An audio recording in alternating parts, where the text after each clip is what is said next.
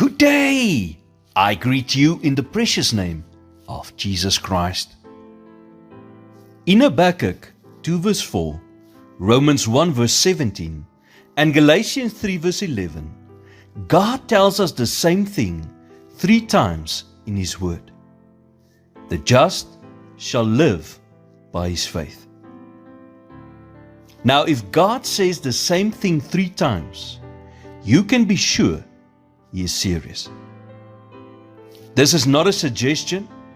It is His will for your life. It is clear that God has made faith the only way to live. He gives no other alternative.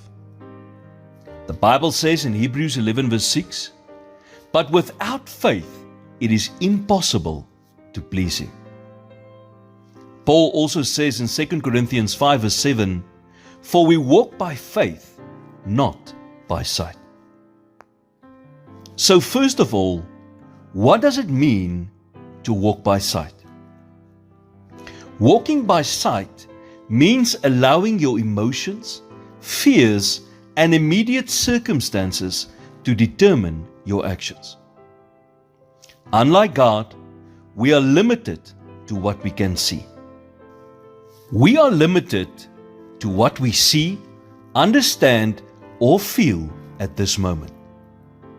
But God, on the other hand, sees the whole picture. So walking by sight limits you to what you can currently see instead of standing on God's word and His promises. Walking by faith, on the other hand, means not only believing in God, but holding on to His promises even when the outcome is unseen or uncertain. It involves making proactive decisions based on God's promises, not just reacting to what is happening around you. It means trusting in God's promises, even when your current circumstances seem hopeless or contradict what you say you believe. Lord, I come to you in prayer today, asking that you would strengthen and guide me so that I will walk by faith instead of sight. Help me to hold on to your promises even when everything around me begins to fall apart and what I see with my human eyes wants to overwhelm me.